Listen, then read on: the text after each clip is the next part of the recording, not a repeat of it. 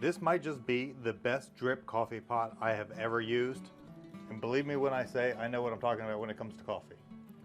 Before I go through the thing that sets this apart from all the other ones, let me go through a couple of the checklist items that I really wanted to have and needed to have for my setup.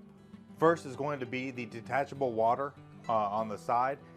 I like being able to just pick up this whole thing and then take it over to the sink and be able to drop it back in, clearly see it from the front.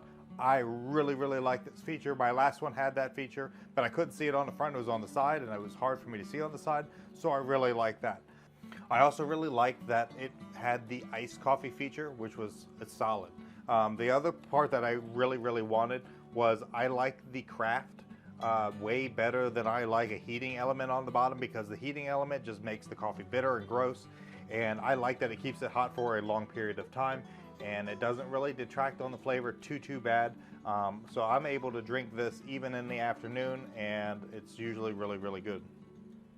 Having the front load for the basket was really nice. It does come with one of these reusable baskets, or you could use a paper one if you'd like, as well as the little scooper to scoop things in, and is relatively easy to clean. And these vent holes are going to be very important. So all coffee contains carbon dioxide, and blooming your coffee first before you brew makes the biggest difference, because it will release that carbon dioxide and give the coffee a much smoother taste, which comes into down here.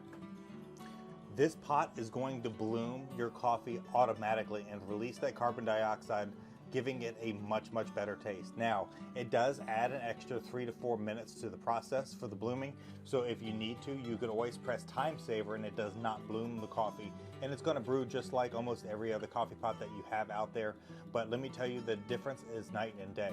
Now, it does have a timer, so you can schedule it to come on at a certain time. You've got your time settings with your clock, and you've got start and then a normal cancel button.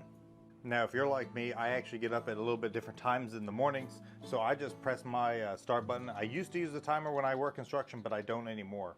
So I used to be able to brew my stuff, and I would take the craft and I would take this with me to work, and I would have coffee all day with me. It would stay warm.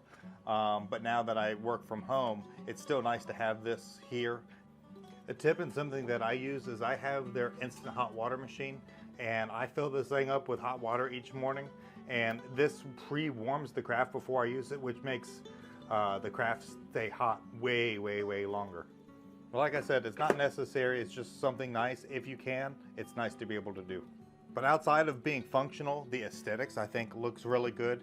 Its form is there, it performs really good, and the most important, it makes the best tasting drip coffee that I've ever had.